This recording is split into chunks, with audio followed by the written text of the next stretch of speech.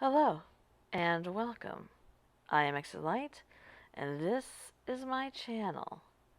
Today I'm going to tell you about a potential mystery: the death of a woman in the Smoky Mountain National Park.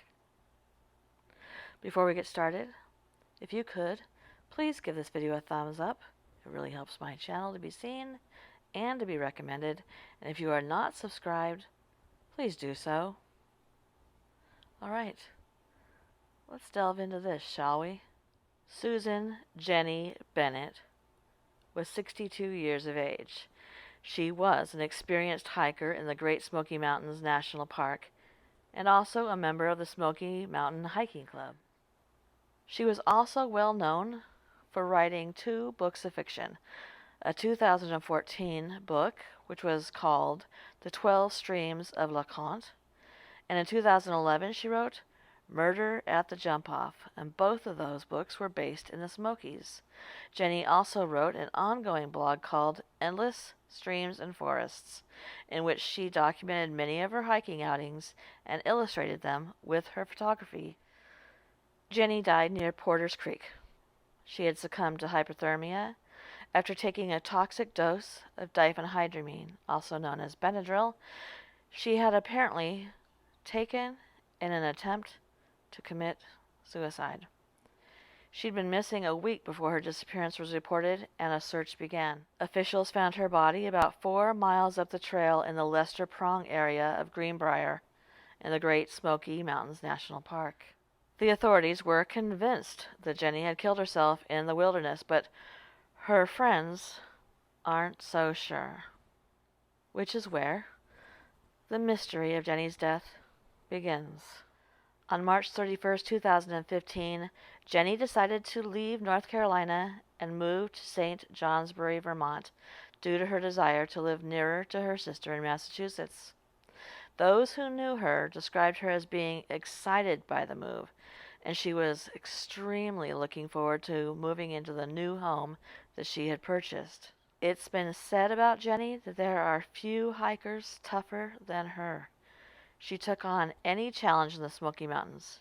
She had hiked many routes that most hikers don't even know about, and they wouldn't attempt even if they had known about them. She was tough, determined, scrappy, and knowledgeable. In 2012, she had developed a knee problem in which the knee would periodically dislocate, and she would force it back into place, then continue on with her hike. Ultimately, the knee problem became nearly unbearable for Jenny, and she concluded that an operation to correct the condition was required. Nonetheless, Jenny kept on with the big hikes as long as she possibly could. Jenny's mentor and inspiration and close friend, Charlie Cleveland, died in February of 2015. Jenny organized an outing on March 22, 2015 to pass the jump-off on the Smokies Boulevard Trail, then descend into the Lester Prong to a spot to disperse Charlie's ashes. Jenny made it from the newfound gap to the beginning of the descent from Boulevard Trail, but her knee gave out again, and she could not continue. Devastated, Jenny returned to her car and back to Silva, while the remainder of the group continued on and completed the memorial as Jenny had wanted. That she could not accompany the group to do this for her beloved mentor was so hard on Jenny. For many years, Jenny did off-trail hikes in the nearby wilderness and often on her own. Her blog had its last post on May 27th about hiking in the Balsam Mountain area, following trips on May 24th and 27th. She had an undeniable sadness about leaving the mountains she so dearly loved. She was having a hard time saying goodbye to the Smokies and to all the memories that they held for her. Her close friend and fellow hiker Peter Barr is quoted as saying at the time, "She was one of the most experienced off-trail hikers that I knew, and she knew the back country of the Smokies as well as anybody could. That was absolutely her passion, exploring all of the creeks and the slopes of the Smokies, particularly in the Greenbrier area. Barr had gotten to know Bennett through an online group interested in off-trail hiking.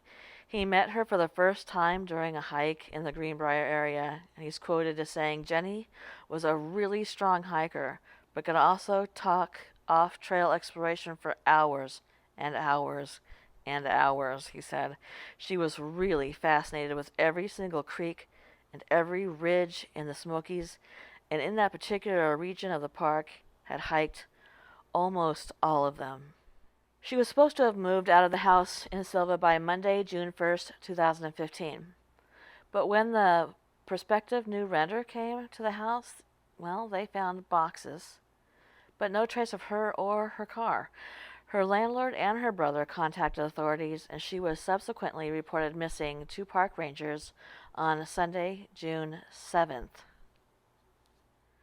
It took 1 full week for that missing persons report to be given to the park rangers. Her car was immediately located at the Porter's Flat trailhead on June 7th, and then Jenny's body was found about 9:30 a.m. the next day, June 8th, in the Lester Prong area of Greenbrier, above campsite 31 in the Smokies. The Porter's Creek Trail runs by Fern Branch Falls, which falls more than 40 feet onto a boulder field on the left side of the trail. Her body was found just downstream from the first crossing on the manway above the campsite. She was sitting in Porter's Creek with her head resting against the rocks. The autopsy report from the Sevier County Medical Examiner's Office, released in September of 2015, concluded that Jenny had died of environmental hypothermia due to cold exposure from partial submersion in that creek. She also had bruises on her right hip and her elbow consistent with a fall. However, she did not have any internal or musculoskeletal trauma. In addition, the coroner reported that she had a toxic level of the antihistamine drug diphenhydramine in her blood, which was considered a significant contributing factor in her death and pointed towards an intentional overdose. Jenny's apparent suicide left her friends perplexed. A friend and fellow hiker, Chris Sass, said that she had emailed him on May 26th about him coming to visit her and hiking in Vermont. All his communication with her in the days before her death suggested that she was looking forward to her future. Sass is quoted as saying that, "For those of us who knew her, we've been tortured. It's something we've all spent a lot of time talking about. At least personally, I've accepted that I'll never have any real certainty about what truly happened and why." Other friends recognized no warning signs in Jenny's behavior over the months leading up to her death. Clayton Carver, who hiked with Bennett many times in the last few years before her death, said the two had been emailing in the days prior to her disappearance, with her trying to link him up with another off-trail hiking buddy. He said, "Now looking back and with everything that's happened, I can say that she was in a different place than where she'd normally been. Very moody, edgy, irritated. The last couple of hikes we had done together when we first met and got out of our cars, you could tell there was something. At the time I didn't know she was down, but she just wasn't herself. After we got hiking, she'd come alive again." Ed Fleming, a longtime member of the Smoky Mountains Hiking Club, said that Jenny ran into some issues while serving as editor of the club newsletter that eventually led her to resign. Ed's quoted as saying, "Apparently she had some issues going that she didn't really share too much with a lot of people.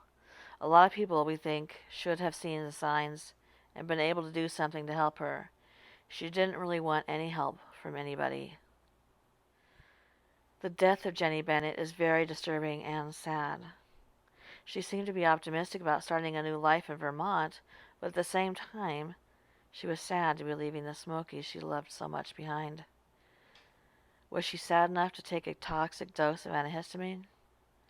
Did her knee give out again, causing her to fall in Porter's Creek and freeze to death? She often went hiking alone, off-trail, but this can be very dangerous in the rugged terrain of the Great Smoky National Park. What happened to Jenny in May 2015 will never be clear to some, but certainly She was an amazing lover of the outdoors. Thank you for coming today and listening to this. Please don't forget to give this video a thumbs up and to subscribe. That way you'll be notified when my content goes live. Good night.